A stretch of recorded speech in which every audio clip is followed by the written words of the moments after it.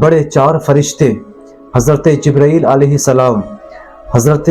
میکائیل علیہ السلام، حضرت اسرافیل علیہ السلام اور حضرت عزرائیل علیہ السلام،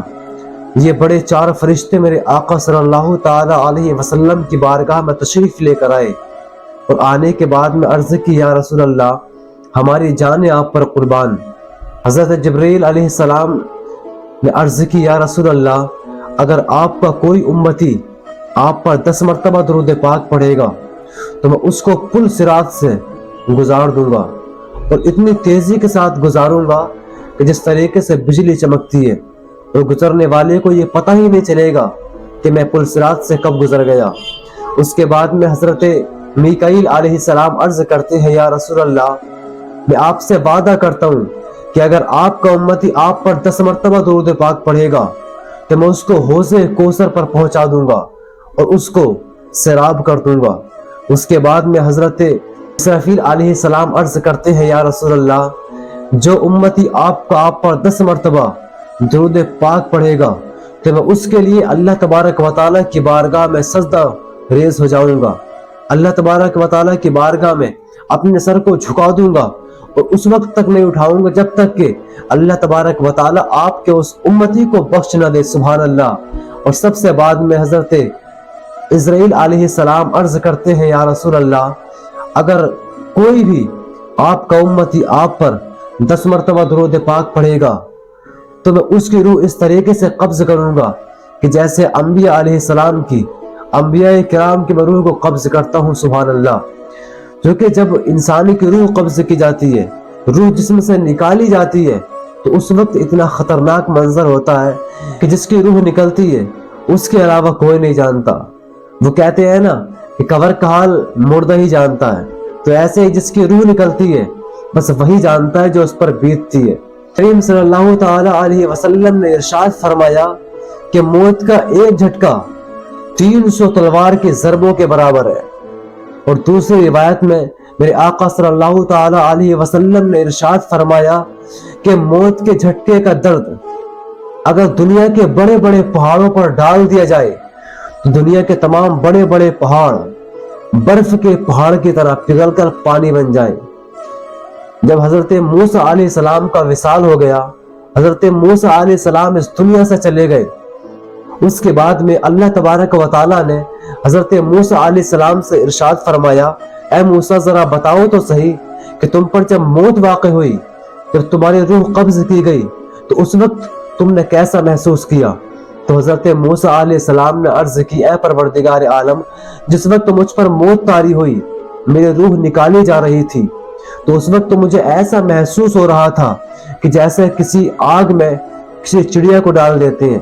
کہ وہ چڑیا نہ تو مر سکتی ہے اور نہ ہی وہ اڑ سکتی ہے۔ اور ایک روایت میں آتا ہے کہ حضرت موسیٰ علیہ السلام نے اللہ تبارک و تعالیٰ کی بارگاہ میں عرض کی اے پروردگار عالم جس وقت میری روح قبض ہو رہی تھی اس وقت میں ایسا محسوس کر رہا تھا جیسے کہ کسی بکری کی کھال کو اس کے اوپر سے نکالا جاتا ہے، جس طریقے سے بکری کی کھال کو اس کے اوپر سے کھینچا جاتا ہے، میں اس وقت ایسا محسوس کر رہا تھا۔ جب ایک نبی ہو کر حضرت موسیٰ علیہ السلام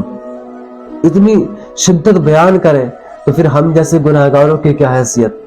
ہم جیسے سیاکار، ہم جیسے سیاکاروں کی کیا حیثیت۔ بنی اسرائیل کے چند لوگ جو اللہ تبارک و تعالیٰ کی عبادت کیا کرتے تھے، اللہ تبارک و تعالیٰ کی بارگاہ میں اپنے پیشانی کو جھکایا کرتے تھے، وہ ایک مرتبہ قبرستان میں پہنچنے کے بعد میں انہوں نے آپس میں مشورہ کیا کہ ہم اللہ تبارک و تعالیٰ کی بارگاہ میں یہ دعا کرتے ہیں کہ اے پروردگار عالم قبرستان میں سے کسی قبر سے ایک مردے کو اٹھائے اور پھر اس کے بعد میں ہم اس سے موت کی سختی معلوم کریں۔ تو اللہ تبارک و تعالیٰ نے ان کی دعا کو قبول کر لیا۔ پھر اس کے بعد میں قبر سے ایک مردہ نکلا جس کی پیشانی پر نماز کا نشان پڑا ہوا تھا۔ اس نے نکلنے کے بعد میں ان لوگوں سے کہا بتاؤ تم مجھ سے کیا معلوم کرنا چاہتے ہو؟ تو بنی اسرائیل کے ان لوگوں نے کہا تھا کہ ہم تم سے یہ معلوم کرنا چاہتے ہیں کہ جب تمہارا انتقال ہوا تھا تو اس وقت تم پر جب موت طاری ہوئی تھی تو اس کا منظر کیسا تھا؟ ہم تم سے موت کی تکلیف، موت کی سختی معلوم کرنا چاہتے ہیں۔ تو اس مردے نے کہا تھا تمہیں کیا بتاؤں میں موت کی تکلیف کیا ہے، مجھے انتقال کیے ہوئے 50 سال گزر گئے ہیں، لیکن وہ جھٹکا جو ملک الموت نے مجھ کو دیا تھا آج تک اس کا درد مجھے ہوتا ہے۔ تو میں آپ سے ایک بات کہنا چاہتا ہوں، آپ لوگوں کا جسم اتنا نازک ہے کہ اگر چھوٹی سی کیل ہمارے لگ جائے تو ہم سے برداشت نہیں ہوتا، تو پھر جہنم کے اس شعلوں کو، جہنم کی اس آگ کو ہمارا جسم کیسے برداشت کر پائے گا؟ ہمارے جسم میں اتنی طاقت نہیں ہے، اتنی قوت نہیں ہے کہ اللہ تبارک و تعالیٰ کے عذاب کو ہم برداشت کر سکیں۔ تو آپ سے جتنا ہو سکے اللہ تبارک و تعالیٰ کی بارگاہ میں جائیں اور اپنے گناہوں کی معافی چاہیں۔ اللہ تبارک و تعالیٰ تو کہتا ہے تو میری بارگاہ میں آ تو صحیح، آنے کے بعد مجھ سے مانگ تو صحیح، اگر میں نہ عطا کروں تب کہنا، لیکن مانگنے کا ڈھنگ تو ہونا چاہیے نا۔ ہم سے مانگنے ہی نہیں آتا ہے، ہفتے میں ایک مرتبہ جمعے کے دن ہم نماز پڑھنے کے لیے جاتے ہیں، پھر اس کے بعد بھی کہتے ہیں کہ ہم تو پریشانیوں میں چاروں اور سے گھرے پڑے ہیں۔ میرے بھائی پریشانی ختم کیسے ہو سکتی ہے؟ آپ اللہ کا شکریہ ادا نہیں کرتے۔ اللہ تبارک و تعالیٰ کی بارگاہ میں جا کر نماز پڑھو، تو روزے رکھو، وقت پر زکوٰۃ ادا کرو، شریعت کے فرامین پر عمل تو کرو، انشاءاللہ آپ کی زندگی میں ایک انقلاب پیدا ہو نظر آئے گا، آپ کی زندگی میں ایک بدلاؤ ہوتا ہوا آپ کو نظر آئے گا۔